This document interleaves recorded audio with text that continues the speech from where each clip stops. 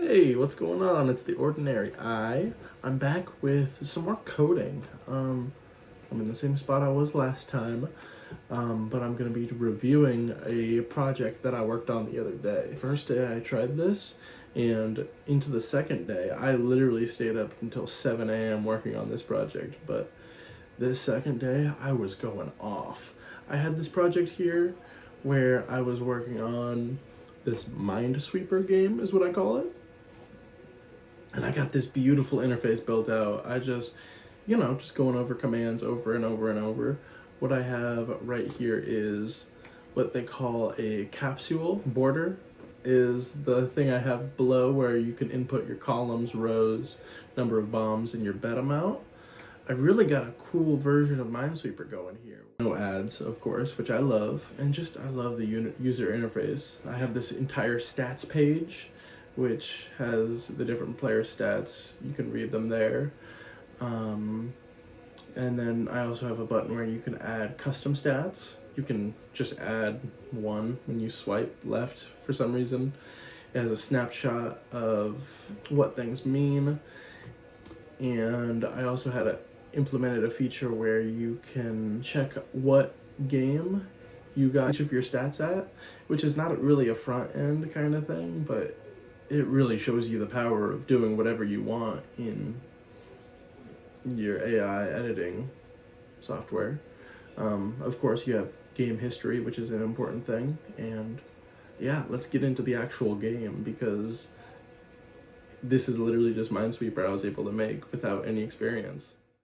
Alright, jumping into the first game, I literally hit a bomb on my first try, but I have all of the bombs lowered down. I'm just doing some testing here, but clearly this is a fully functioning Minesweeper.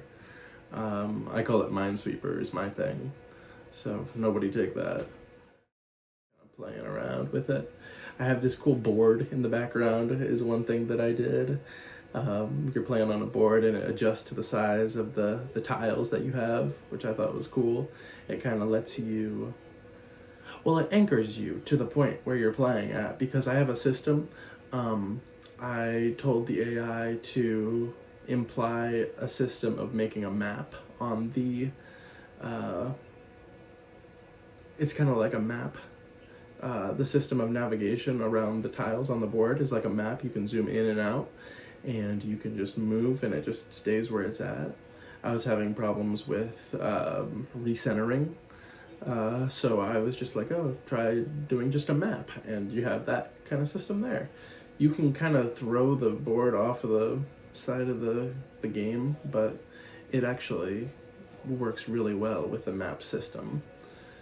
Up top I have some 1, 2, 3, 4 numbers. Those are supposed to be like power-ups or whatever. Didn't really work how I wanted them to.